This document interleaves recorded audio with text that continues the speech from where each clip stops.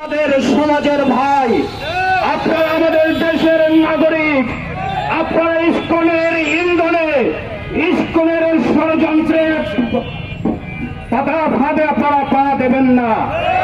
যদি ইসকনের ষড়যন্ত্রের পাতা ফাঁদে আপনারা পা দেন, তাহলে ভবিষ্যৎ আপনাদের জন্য অপরিণামদর্শী হবে বলে আমি মনে করি।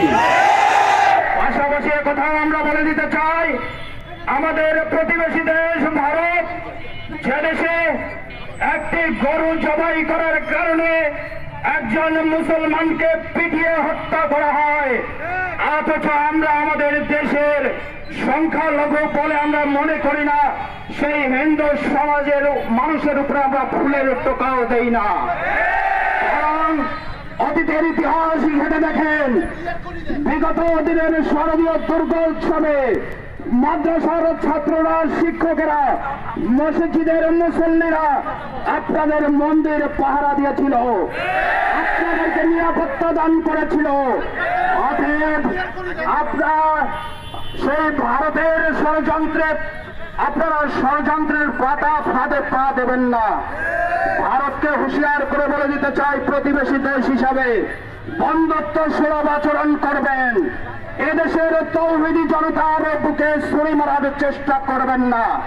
যদি এদেশের তৌহিদি জনতার উপরে কোনো ধরনের নির্যাতন চালানোর পরিকল্পনা আপনারা করে থাকেন, আমি আপনাদেরকে বলবো, সেই নির্যাতনের ষড়যন্ত্রের পাতা ফাঁদ যা তৈরি করেছেন তা গুটিয়ে ফেলুন। অন্যথায় এদেশের তৌহিদি জনতা আপনাদের মস্তককে তছনছ করে দিবে ইনশাআল্লাহ। এদেশের তৌহিদি জনতাকে আমি ঐক্যবদ্ধ থাকার আহ্বান জানাই, সর্বদা শান্ত থাকার আহ্বান জানাই।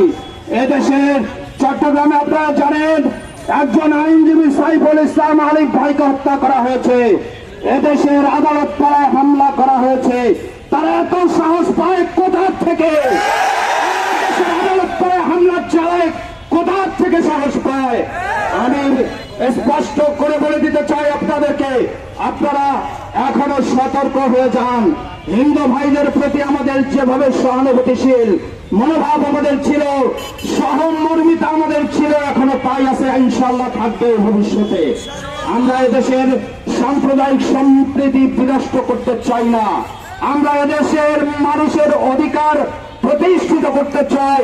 এদেশের মানুষের অধিকারের জন্য সারা জীবন তৌহিদি জনতা আন্দোলন করে যাবে ইনশাআল্লাহ। সকলকে ধন্যবাদ। সংগ্রামী তৌহিদি জনতা।